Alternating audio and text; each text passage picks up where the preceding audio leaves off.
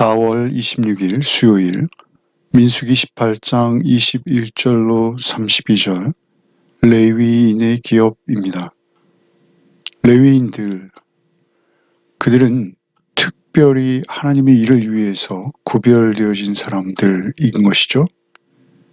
성막 주변에서 성막을 지키는 사람들입니다. 하나님을 섬기는 일에 질서를 맡고 있는 것이죠. 고라 자손이 그 질서를 뛰어넘으려 하다가 하나님 앞에 큰 징벌을 받은 것이죠. 이제는 그 레위인들이 어떻게 일을 감당해야 될지, 그리고 그 일을 감당할 때 그들의 생계는 어떻게 이어나가야 하는지, 그것에 대해서 구체적으로 일러주시는 것이죠. 먼저 21절에서 24절을 읽겠습니다. 내가 이스라엘의 11조를 레위 자손에게 기업으로 다 주어서 그들이 하는 일, 곧 회막에서 하는 일을 감나니 이후로는 이스라엘 자손이 회막에 가까이 하지 말 것이라 죄값으로 죽을까 하노라. 그러나 레위인은 회막에서 봉사하며 자기들의 죄를 담당할 것이요 이스라엘 자손 중에는 기업이 없을 것이니 이는 너희 대대의 영원한 율례라. 이스라엘 자손이 여호와께 거제로 드리는 11조를 레위인에게 기업으로 주었으므로 내가 그들에 대하여 말하기를 이스라엘 자손 중에 기업이 없을 것이라 하였노라. 특별히 21절에 내가 이스라엘의 11조를 레위 자손에게 기업으로 주었다라고 하시죠. 그 기업으로 준 이유는 회막에서 하는 일을 갚아주려는 것이다. 곧 회막에서 하는 일이 그들의 전업이 되는 것이죠. 그들은 세상 일을 하는 것이 아니라 회막 일을 감당하도록 하시겠다라는 것이죠.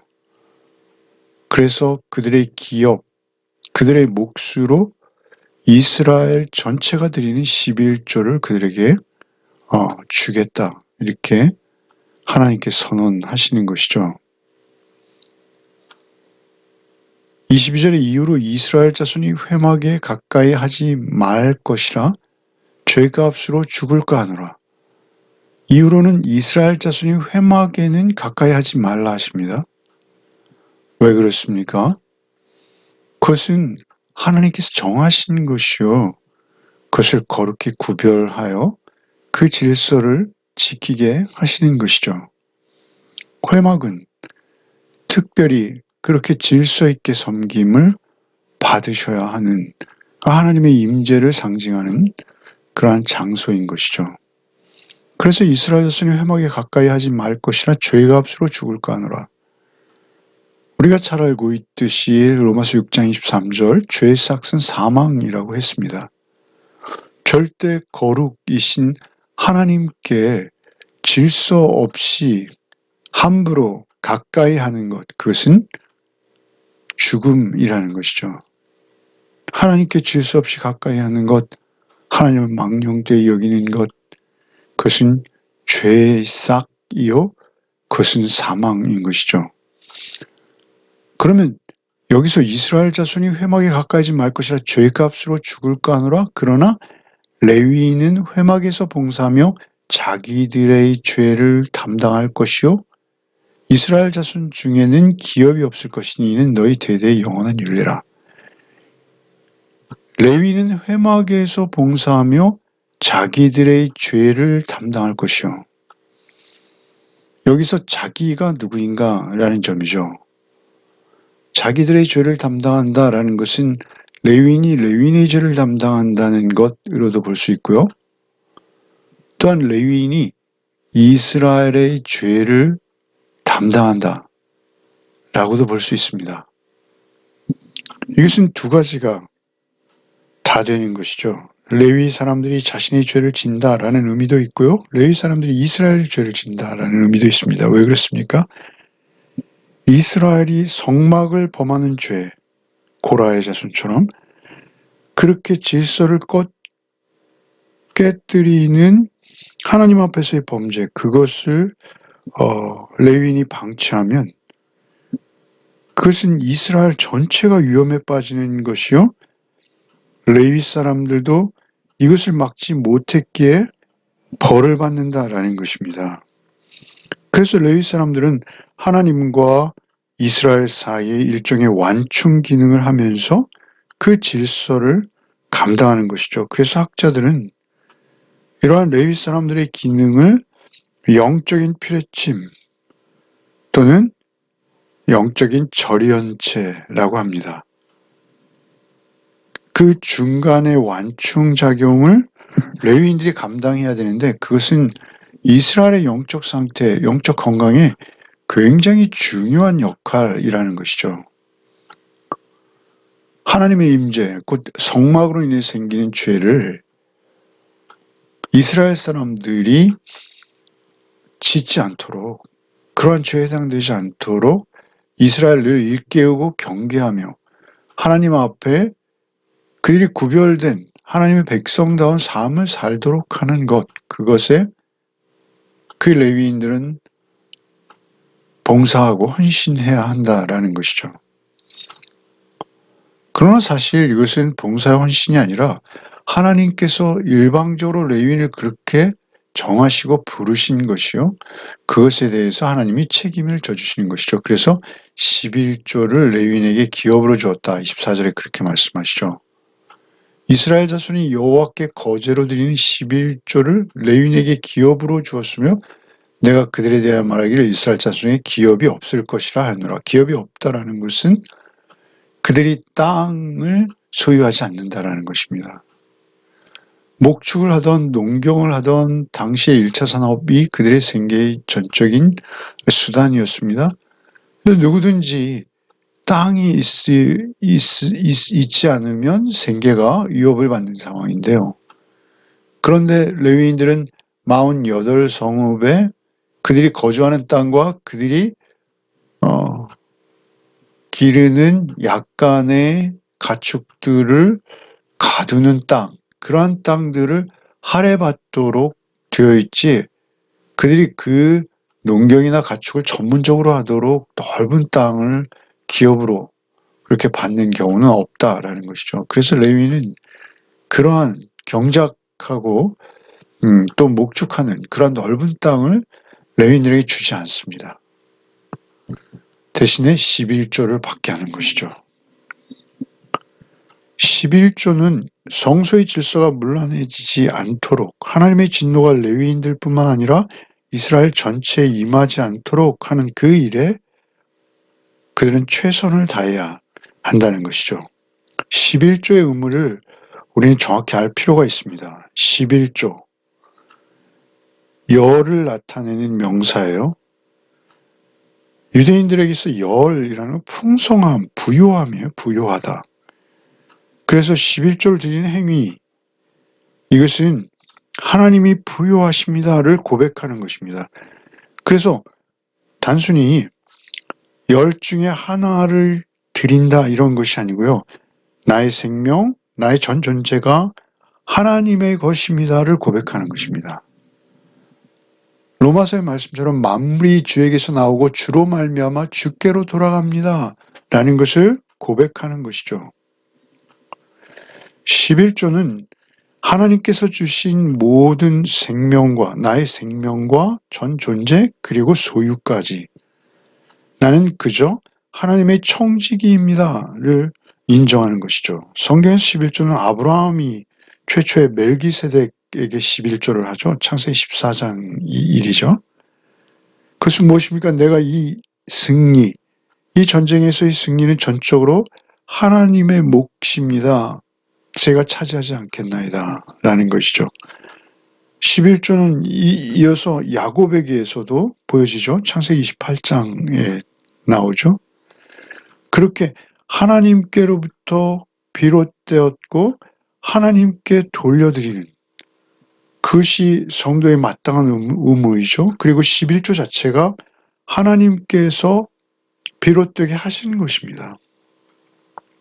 그래서 11조는 10분의 1만 하나님의 몫이고 나머지 10분의 9는 제 것입니다가 아니에요. 절대 아니에요. 10분의 10 모두가 나의 모든 것, 나의 생명까지 하나님의 은혜입니다. 하나님의 전적인 은총으로 만물을 창조하실 때 저도 피조물로 창조되어 하나님 앞에 이 생명과 소유를 누리게 하셨으니 저는 그저 기쁨과 감사로 하나님 앞에 나의 전 존재를 드리나이다가 11조의 의미인 것이죠. 그래서 11조는 해도 되고 안 해도 되고 그런 것이 아닙니다. 우리에게 있어서는 전적인 하나님 앞에서 우리의 생명이 하나님의 것임을 고백하는 신앙의 어찌 보면 너무도 중요한 행위입니다. 그래서 이스라엘의 역사를 보면요. 11조가 드려지는 시대에는 평안합니다. 그러니까 사사기에 보면 레위인들이 타락하는 경우가 있죠. 그들이 포로기에서 돌아왔을 때 느헤미야서의 느헤미야에 보면요.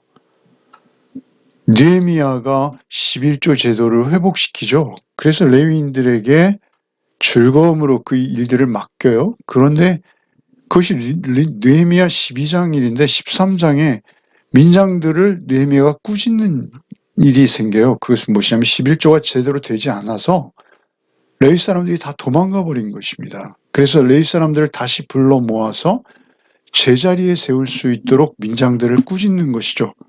왜 11조가 공정하게 정직하게 드려지지 않았느냐라고 꾸짖는 것이죠.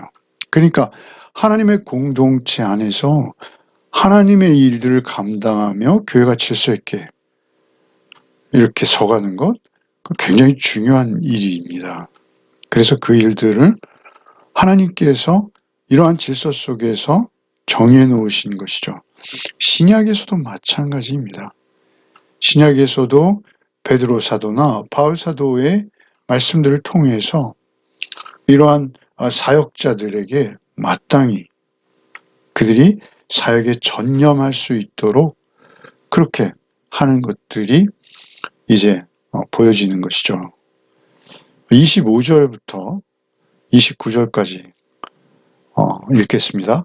여호와께서 모세에게 말씀하시되 너는 레위인에게 말하여 그들에게 이르라 내가 이스라엘 자손에게 받아 너희에게 기업으로 준 11조를 너희가 그들에게서 받을 때 그 11조의 11조를 거제로 여호와께 드릴 것이라. 내가 너희의 거제물을 타작마당에서 드리는 곡물과 포도즙 틀에서 드리는 집같이 여기니 너희는 이스라엘 자손에게서 받은 모든 것의 11조 중에서 여호와께 거제로 드리고 여호와께 드린 그 거제물은 제사장 아론에게로 돌리되 너희가 받은 모든 헌물 중에서 너희는 그 아름다운 것 곧 거룩하게 한 부분을 가져다가 여호와께 제물로 드릴지니라. 그러니까 레위인들이 받은 그 11조, 그 11조에 또 11조, 26절에 이런 표현이 등장하죠. 그들이 받을 때 그 11조의 11조를 거제로 여호와께 드릴 것이라. 그러니까 레위인들이 11조를 받았어요. 그것으로 레위인 끝나는 것이 아니라 그 받은 11조의 11조를 다시 하나님 앞에 드리라는 것이죠. 거제라는 거 요시에와 비슷한 의미죠. 흔들어 드리는 거예요. 하나님께 높이 올려드리는 손동작이죠. 그런데 그렇게 올려드리고 그것을 다시 받는 거예요. 제사장 몫으로 하나님 앞에 드려라. 레위인들도 역시 마찬가지로. 27절에 타작마당에서 드리는 곡물과 포도즙 틀에서 드리는 집같이 여기리라. 그러니까 1차적으로 농부들이 내는 11조와 그 11조를 받아서 레위인들이 드리는 11조를 동일하게 보시겠다라는 것이죠. 그러니까 레위인도 그들도 하나님 앞에서의 책임이 있다라는 거예요. 그리고 또한 그 권리도 따라오는 것이죠. 그래서 29절에 너희가 받은 모든 헌물 중에서 너희는 그 아름다운 것, 곧 거룩하게 한 부분을 가져다가 여호와께 거제로 드릴지니. 아름다운 것, 그것의 지방질입니다. 이것은 히브리어로 그것의 지방질, 직역하면 그런 거예요. 가장 기름진 것. 여기서 이 의미는 가장 좋은 것이라는 것이죠. 그 농부들이 가장 좋은 것을 드렸어요. 그런데 그 중에서도 또 가장 좋은 것, 아름다운 것, 그것을 거룩하게 구별해서 그 부분을 가져다 여호와께 거제로 드리라는 것이죠. 그것은 누가 받습니까? 제사장 아론이 받는 거예요. 아론은 받은 것 중에 더욱 가장 좋은 것을 받는 것이죠. 그런데 항상 이 체계가 잘 유지되지 않았다라는 것이죠. 이스라엘 역사에 보면. 이스라엘은 장정만 60만 명이고 레위인은 앞에서 2만 2천 명이었어요. 그러니까 6만 명의 레위인이 먹고 살기에 남는 11조가 거쳐야 되는 것이죠. 그런데 그 레위인들을 그들이 책임져 주지 못해요. 2만 2천 명을. 그래서 결국은 이스라엘의 역사가 흔들리고 결국은 하나님 앞에서 그들의 질서가 무너져 내리는 그러한 일들이 계속 생겼다라는 것이죠. 이제 30절부터 마지막 읽겠습니다. 이러므로 너는 그들에게 이르라. 너희가 그 중에서 아름다운 것을 가져다가 드리고 남은 것은 너희 레위인들에게는 타작마당의 소출과 포도즙 틀의 소출 같이 되리니 너희와 너희 권속이 어디서든지 이것을 먹을 수 있음은 이는 회막에서 일한 너희의 보수임이니라. 너희가 그중 아름다운 것을 받들어 드린즉 이로 말미암아 죄를 담당하지 아니할 것이라. 너희는 이스라엘 자손의 성물을 더럽히지 말라. 그리하여야 죽지 아니하리라. 그러니까 그 아름다운 것을 가져다가 제사장 아론에게 돌리고 그리고 이제 남은 것들은 너희의 차지라는 것이죠. 31절에 너희의 권속이 어디서든지 이것을 먹을 수 있음은 이는 회막에서 일한 너희의 보수, 너희의 생활비라는 것입니다. 그러니까 그것으로 그들이 넉넉하든 부족하든 그들의 생활을 이어가야 된다. 이어갈 수 있다라는 것이죠. 너희와 너희의 권속. 권속이라는 것은 집이라는 히브리어의 의미가 있어요. 권속이라는 것은 집에 같이 머무는 가족들, 아들과 딸, 그리고 동거하는 일꾼들, 종들까지 그 집에 속한 모든 자들을 권속이라고 하는 것이죠. 그들이 먹고 힘내어 일할 수 있다. 그래서 그것이 그들의 보수다라고 말씀하시고 33절에 아름다운 것을 받들어 드린즉 이로 말미암아 죄를 담당하지 아니할 것이라. 너희는 이스라엘 자손의 성물을 더럽히지 말라. 그 이스라엘 자손의 성물이라는 거예요. 그들이 먹고 마시는 것들 다 뭐예요? 이스라엘의 성물. 거룩히 구별되어져서 하나님께 드려진 제물이라는 것이죠. 그것을 더럽히면 너희는 그러니까 더럽히지 말라. 그리하여야 죽지 아니하리라. 그것은 더럽히면 뭐예요? 죽는다라는 것이죠. 그것은 죄악이라는 것입니다. 그래서 그것을 하나님 앞에서 구별되어진 아름다운 성물로 그것이 되어야 된다라는 것이죠. 요즘 우리 시대에는 모든 면에서 질서가 많이 무너지는 시대이고요. 그리고 자기가 옳다라고 여겨지는 방법대로 성경을 마음대로 해석하는 그런 시대이기도 합니다. 그럼에도 불구하고 우리가 반드시 지켜야 할 것은 지키는 것. 그것이 우리의 신앙생활의 의무이기도 합니다. 이스라엘의 역사가 그랬듯이 어느 시대나 이것은 반드시 지켜져야 되는 하나님 나라의 질서 중에 하나다라는 것을 오늘도 잊지 않고 우리에게 가장 중요한 것은 우리의 생명과 우리의 소유, 우리의 모든 것이 하나님께서 우리에게 주신 선물이라는 것이죠. 하나님이 우리를 택하시고 우리를 부르시고 우리를 제자 삼으시고 우리를 하나님의 소유와 하나님의 백성 삼아주신 것이죠. 그 하나님의 백성, 하나님의 소유 삼아주신 데 대한 그 복되고 영광스러움에 우리가 반응하는 것이죠. 우리 인생 자체가 하나님으로부터 온 선물이에요. 그래서 그 선물에 대한 감사와 찬양의 반작용이 우리의 헌신인 것이죠. 우리가 사명을 충실하게 감당해야 되는 이유가 되는 것입니다.